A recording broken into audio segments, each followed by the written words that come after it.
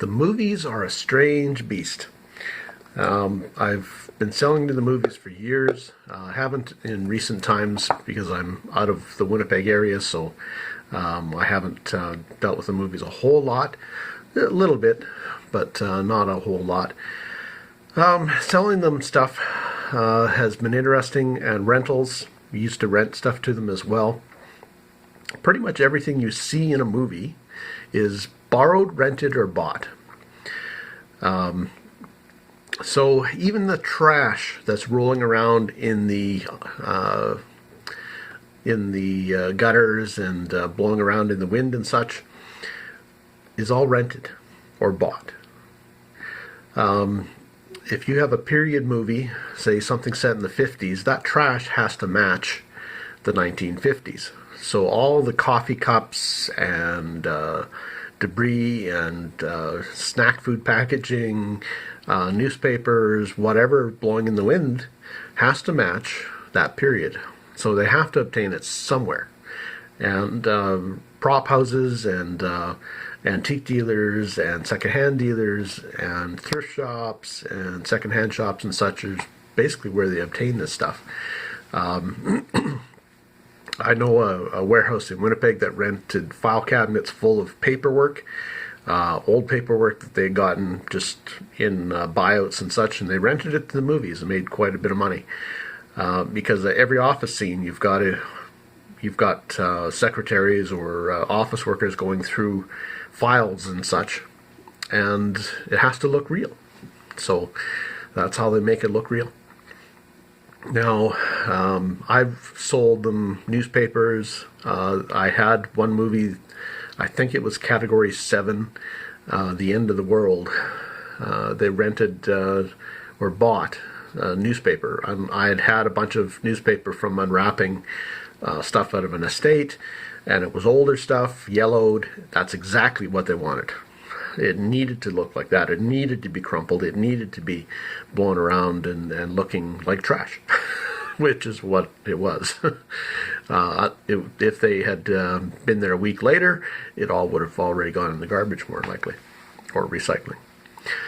So, yeah, so I've sold quite a bit to the movies. One particular movie I've sold a lot of material to was In Cold Blood by Truman Capote, the remake, not the 1967 one, but the remake done in 1996. And I'll show you here. This is the movie here.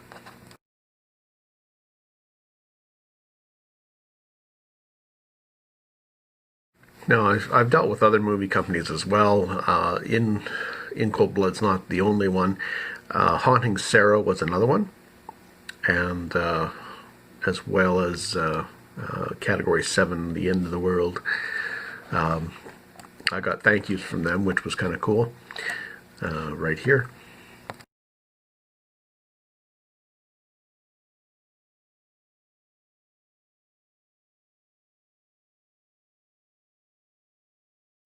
Well, it's funny the things they buy and that you never see in the movie. Perhaps it was scenes that got cut out and they never utilized them, or they thought they were going to use them and just didn't. In one case, they bought in Cold Blood, that is, bought a juicer, an industrial juicer, this big aluminum, 2.5 foot tall, porcelain topped commercial orange juicer machine. And it was a beautiful machine, 1930s, 40s, maybe 50s. I had polished it up. It looked wonderful. Sold it for like $2.75 to them. And all you ever saw of that machine was a blurry image in the background of a restaurant scene. That's all you ever saw of it. Yet I had these particular signs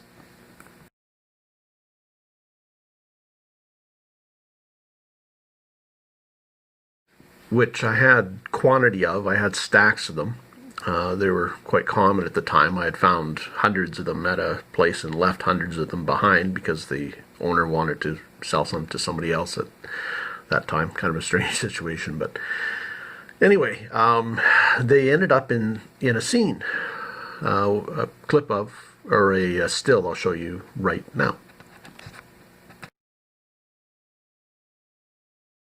With the Kay's Wholesale signs, the suit and top coat signs, they very carefully covered up the Kay's logo by putting hat boxes in front of them.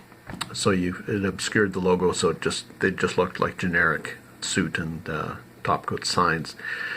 So whenever you see something like that, you kind of wonder, well, what's behind there, or what's going on there.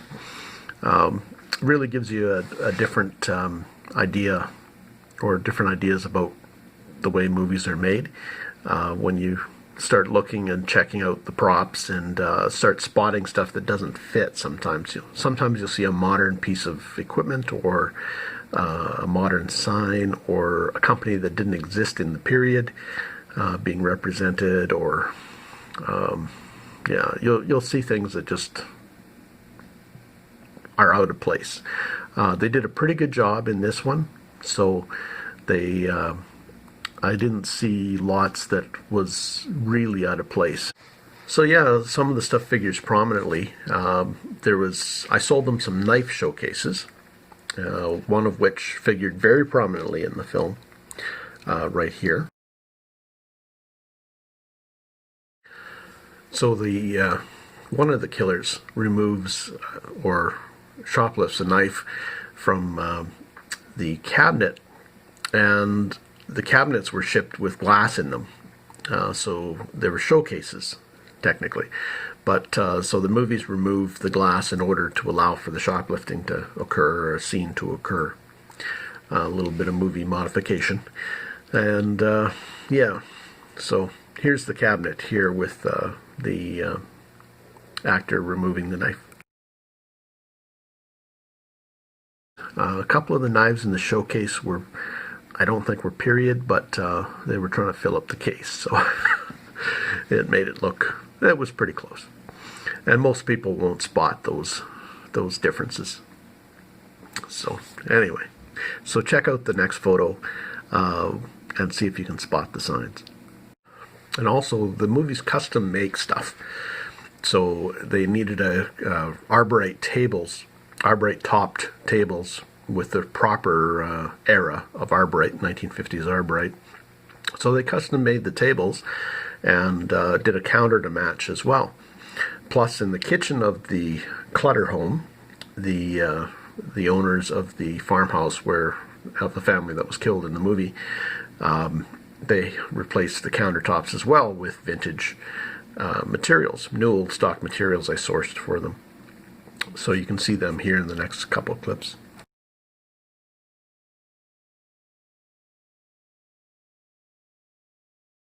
If you are a fan of period movies, one of the things that you might watch for are the inconsistencies.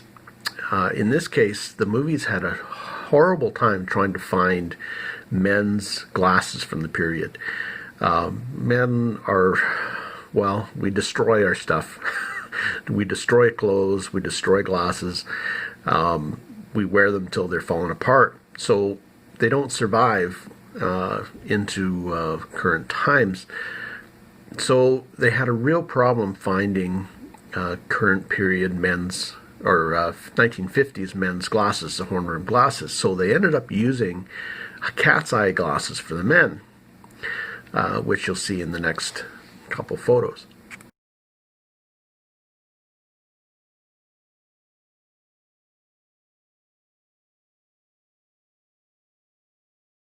And again, it's kind of funny as to some of the things they'll buy and then end up never really using. And the values, of course, don't connect to what kind of appearance they make in the film. It could be a $300 item and it's in a cupboard somewhere and you see a glimpse of it. Case in point, there's a stacking set of, or a nesting set of jadeite bowls, or not jadeite, sorry, Delphite bowls, probably Fire King or something, in this cupboard in the next clip. And one of the prominent scenes was a telephone. So they used a 1930s telephone in this 1950s film. which is definitely fair, because it's quite possible that they're still using an old phone. But they used a phone that's worth about $350, $400. Whether they paid that for it or not, maybe they got a good deal on it, or somebody didn't know what they were selling or something. But it's an Art Deco phone that happens to be a very good phone right here, and they cut the line to it on the film. I assume they probably had phone cord that they had to keep replacing as they redid scenes and such too. And this was filmed in Alberta, Canada. Uh, some of the small town scenes, I'm not sure what town it was. Camrose? Not sure. I'm not sure. Anyway, don't quote me on that. So, it wasn't filmed in Olathe, Kansas. And you can tell normally what companies they've gotten permission from to use their logos and that sort of thing. In this particular case, they seem to have not gotten permission from Coca-Cola to use their logo. So you'll see the machine in the next photo has the Coca-Cola painted over. So you can't really see it in the film. But if you know your Coca-Cola coolers, you can tell that that is a 1930s, 1940s Art Deco Coca-Cola cooler. There's always a little bit of modification and such. A lot of movies will use more generic machines and that sort of thing that'll say soda or pop or something to get around product placement issues and companies that don't want their logo included, or they don't have permission to have their logo included. So yeah, there's a lot goes into making movies and the like. A lot of permissions have to be gotten, and a lot of material and equipment have to be found.